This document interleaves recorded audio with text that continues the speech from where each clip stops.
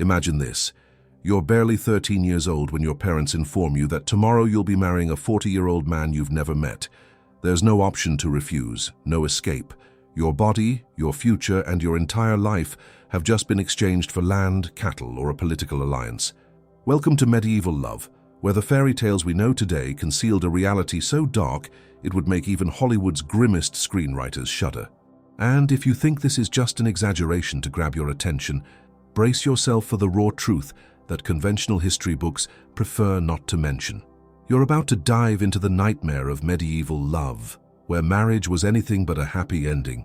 If you're enjoying these dark historical revelations, make sure to subscribe to the channel so you don't miss any of our macabre exposés of the past. The reality is that fairy tale princesses weren't waiting for their Prince Charming. They were bargaining chips in a game of power and survival where love was a luxury few could afford. Remember those stories where the protagonists live happily ever after? Forget them. You're about to discover the uncensored version of what love really meant in the Middle Ages. Medieval marriage wasn't a pact of love, but a commercial transaction. Noble families viewed their children, especially their daughters, as assets that could be exchanged for political, territorial, or economic benefits. Imagine being evaluated like cattle at a fair. Your value dependent on your lineage, your potential fertility, and the lands or wealth you brought to the table. Not exactly romantic, is it? Marriage negotiations began when children could barely speak. Parents meticulously studied the most advantageous alliances, sometimes promising their children when they were just 2 or 3 years old. The case of Elizabeth of Valois is particularly chilling. She was promised to King Philip II of Spain when she was 13 as part of the Treaty of Cateau-Cambrésis in 1559, a peace agreement between France and Spain. The disturbing detail, her future husband was 32 years old and had just been widowed by his second wife. Elizabeth wasn't seen as a child, but as a piece on the European geopolitical chessboard. But Elizabeth's case wasn't exceptional. Margaret of Valois was forced to marry Henry of Navarre to seal peace between Catholics and Protestants in France, despite her open opposition to the marriage. According to chronicles of the time, she had to be physically pushed toward the altar by her brother, King Charles the Feme, when she lowered her head in refusal during the ceremony. And here comes the historical reality check. Although these arranged marriages were the norm, especially among nobility, some protections did exist. The church required the consent of both parties to validate a marriage. However, this consent was easily manipulated through threats, coercion, or simple resignation to the inevitable. What good was the right to consent when refusal meant family dishonor, exile, or even physical punishment? The most disturbing aspect was how families prepared their children from an early age to accept their fate. Girls were educated to be submissive, obedient, and fertile, while boys learned that love was secondary to dynastic duty. Marriage wasn't a union of soulmates, but a merger of assets and lineages where personal emotions were seen as unnecessary obstacles. If you think modern weddings are stressful, wait until you hear about the horror of a medieval wedding ceremony. For starters, many brides saw their future husband for the first time on their wedding day. Imagine discovering that you'll spend the rest of your life with a complete stranger who might be 3 times your age, while everyone around you celebrates your fortune. The case of Blanche of Castile is particularly illustrative. At 12, she was sent from Castile to France to marry the future Louis VIII, who was 13. Chroniclers describe how the girl cried throughout the journey, knowing she would never see her family again. Upon arriving at the French court, she found herself in a completely foreign environment where she didn't even speak the local language. Nevertheless, she was expected to consummate her marriage that same night and immediately begin trying to conceive an heir. And here comes the truly disturbing part: the consummation of the marriage. In many cases, especially among nobility, this act was semi-public. Representatives from both families sometimes remained in the room or nearby to verify that the marriage was properly consummated. In some regions, there existed the tradition of droit du seigneur, or prima nocte, where the feudal lord had the right to spend the first night with any bride married within his domains. Although modern historians debate the actual prevalence of this practice, reality check, it was probably more myth than widespread practice. Its persistence in the collective imagination reflects the brutal reality of an era where the female body was considered collective property of the lineage. Marriage was consummated regardless of the bride's physical or emotional preparedness. Girls of 12 or 13 were considered women ready to procreate, despite their bodies barely being developed. The physical consequences were devastating: tears, infections, and a terrifying maternal mortality risk. Matilda of Boulogne was married at 14 and died in her first childbirth before turning 16, a sadly common story at the time. The most chilling aspect was the constant pressure to produce heirs. A woman who didn't conceive quickly could be repudiated, sent to a convent, or in extreme cases, eliminated under fabricated accusations of adultery or witchcraft. Anne Boleyn went from being the woman for whom Henry VIII changed England's religion to being beheaded 3 years later, when she failed to give birth to the male son the king so desperately wanted. And what happened if, against all odds, you fell in love with someone who wasn't your imposed spouse? This is where the Middle Ages showed its cruelest face. Romantic love, as we understand it today, wasn't just considered irrelevant, but potentially dangerous to the established social order. The story of Abelard and Heloise in the 12th century perfectly illustrates this point. Abelard, a respected philosopher, and Heloise, his brilliant student, fell passionately in love. When she became pregnant, they married in secret to avoid damaging his career. But when Heloise's uncle discovered the relationship, the revenge was brutal. He hired men to castrate Abelard.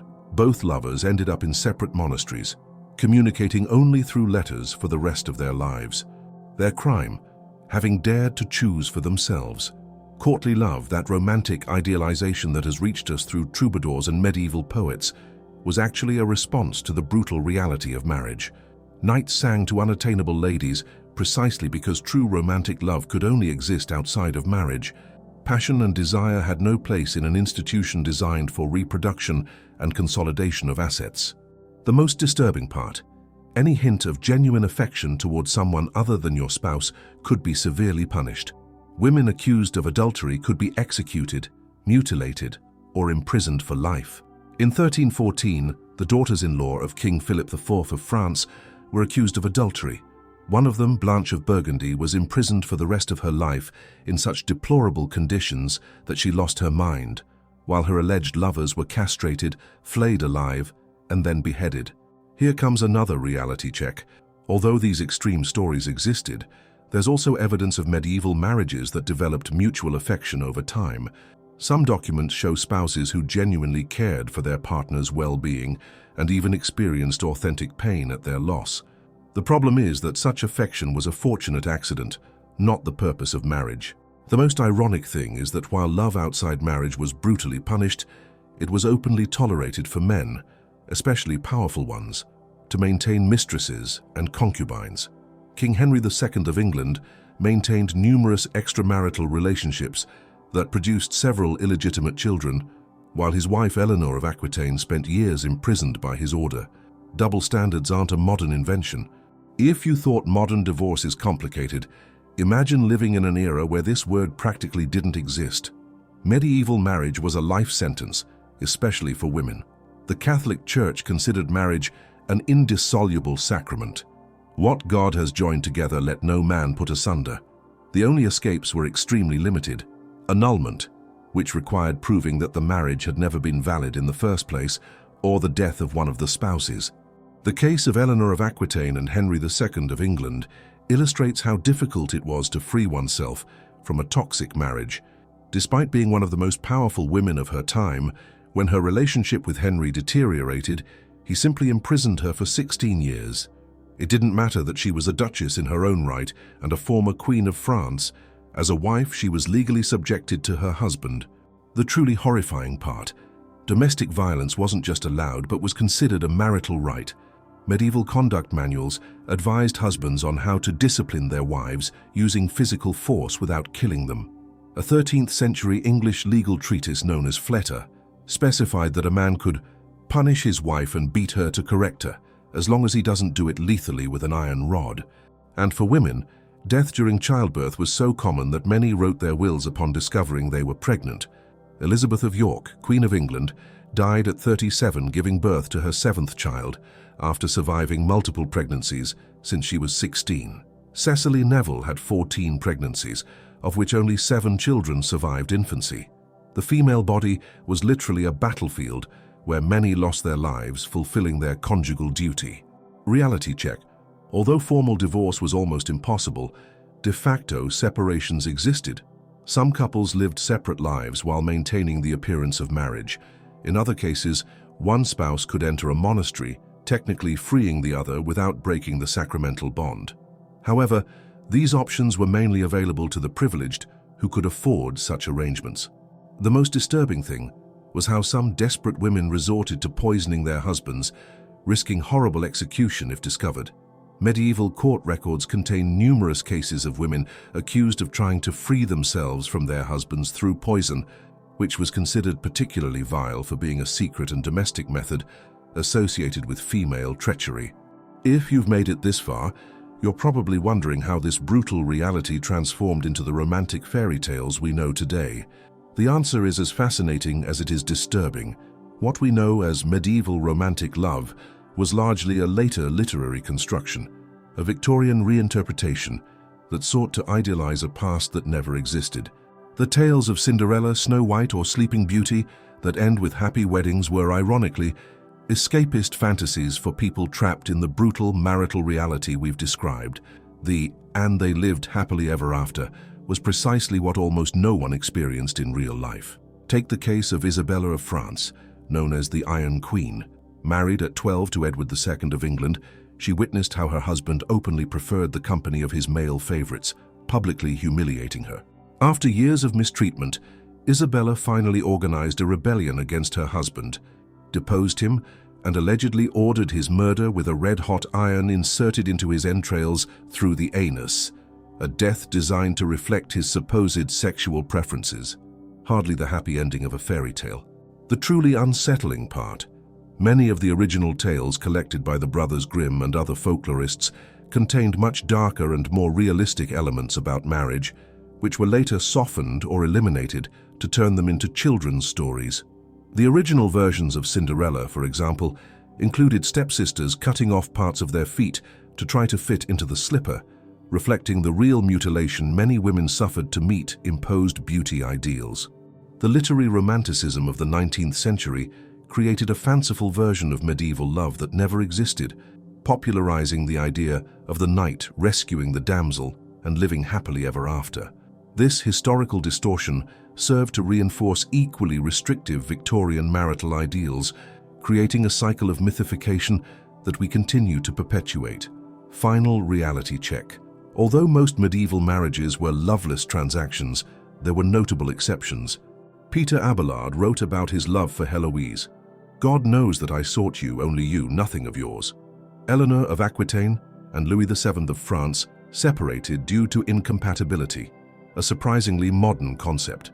These glimpses of humanity amid institutional darkness remind us that even in the darkest times, the human spirit seeks genuine connections. So there you have it. The brutal reality of medieval love exposed, stripped of the romantic veils that popular history has woven over it. Far from being an era of gallant knights and enamored maidens, the Middle Ages represented one of the darkest periods for human relationships, where authentic love was a rare and dangerous privilege. And although it may seem that we've advanced enormously since then, the shadows of this history continue to project themselves onto our modern conceptions of love and marriage. The obsession with female purity, the persistence of arranged marriages in many cultures, the normalization of large age differences between older men and younger women, and even certain aspects of our wedding ceremonies, the father giving away the bride as if she were property, are vestiges of that dark past. Perhaps the next time you sigh over a tale of princes and princesses, you'll remember the dark truth that hides behind these stories. The true happy ending isn't finding your prince or princess, but living in an era where you can freely choose to love or not to do so. Now, if you'll excuse me, I'm going to appreciate the fact that I can swipe left on someone without fear of being locked in a tower for the rest of my life, and you should do the same. If you've enjoyed this journey through the dark side of medieval love, don't forget to subscribe to the channel to continue discovering the most disturbing truths that conventional history prefers to keep in the shadows. The medieval truth, revealing the history they never told you.